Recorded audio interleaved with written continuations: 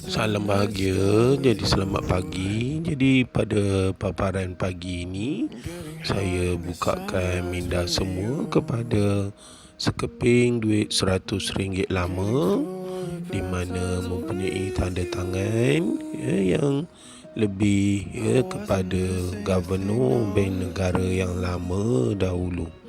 Jadi penonton-penonton, kita fokus kepada tanda tangan sebab itulah yang perlu kita menjadikan koleksi ini sebagai koleksi simpanan peribadi kita. Jadi apa sebabnya? Sebab koleksi ini memang sangat-sangatlah rare Jadi justru siapa yang memiliki sekeping RM100 seperti ini bolehlah melelong wang kertas mereka jika dalam keadaan yang terbaik sebanyak RM1,000.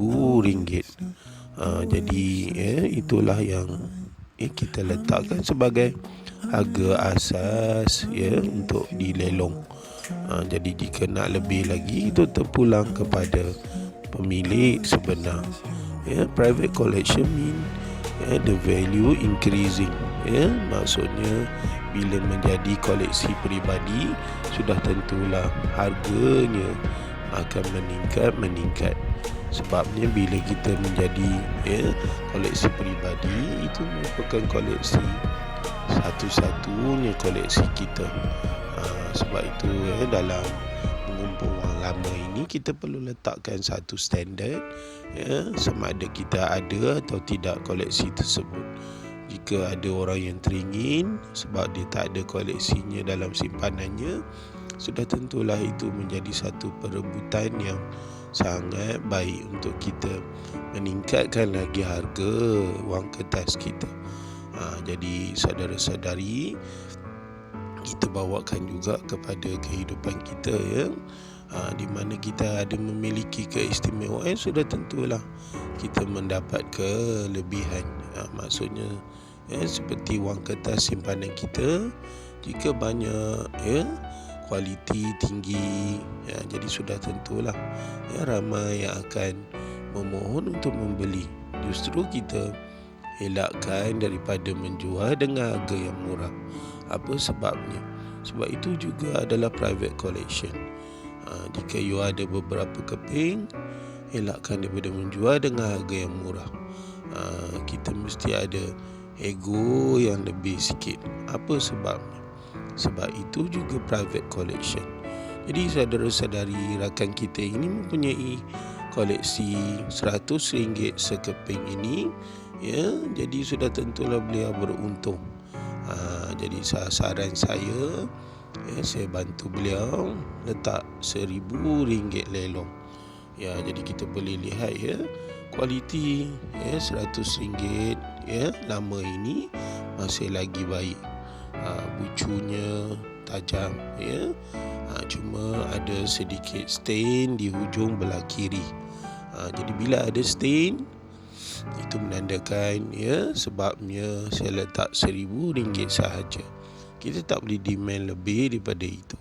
Sebab bila orang melihat kualiti duit kita, mereka akan membelik-belik. Mereka akan membelik-belik, bukan mereka lah. Jadi itu tersasul subuh-subuh ni. Jadi membelik-belik wang kertas lama. Jadi itulah tugas kita. Jadi kita akan melihat setiap inci wang kertas kita. Sebab itu penggunaan handphone ataupun penggunaan tab dan sebagainya boleh membantu kita membesar-besarkan imej wang kertas. Jadi di situlah kita letakkan kualiti yang terbaik. Kita nak tengok sama ada wang kertas ada cacat atau celanya. Jadi untuk sembang-sembang pada pagi ini, sambil-sambil penonton-penonton melayan mata melihat kualiti wang kertas ini, janganlah terkejut. Di dalam kehidupan kita ini pelbagai ragam. Terutamanya kita tengok isu Datuk Seri Najib yang telah mendapat perintah mahkamah di mana beliau tidak di-charge memiliki wang RM114 juta ringgit. Itu perkhabaran yang baik bagi beliau lah. Sudah tentulah bahawa kes beliau itu drag terlampau lama. Jadi kita nampak politik ini dan di sebaliknya adalah satu keadaan yang sangat moral tinggi. Jadi bersyukur kepada beliau, akhirnya beliau mendapat hak yang baik bagi dirinya. Tahniah bukan apalah kita pun kesian sebab mantan Perdana Menteri kita sebelum ini yang telah bersusah payah membantu rakyat. Jadi kita kena konang juga jasa-jasa beliau. Bila terkonang masa dulu, kita lihatlah balik kepada kebaikan yang telah beliau lakukan. Orang kata satu silap kita terus lupa kebaikan orang. Jadi itu yang tak betul. Jadi kita bukalah buku baru, sama-samalah kita doakan beliau berjaya di dalam perjuangan mereka, beliau seterusnya. Tahniah Datuk Seri. Jadi itulah. Jadi yang keduanya, kita nampak juga kejayaan Palestin. Bagi saya itu adalah satu titik tolak di mana Palestin patut adalah ketenteraan mereka yang lebih baik. Susun atur tentera mereka perlu lebih dahsyat. Sebenarnya Israel ini nak bagi kita kecut saja. Itu pendapat peribadi saya lah. Sebab apa? Israel bila menyerang mereka membabi buta. Jadi sebab itu Palestin juga sepatutnya bersedia lebih awal sebab mereka telah lama ditindas oleh Israel.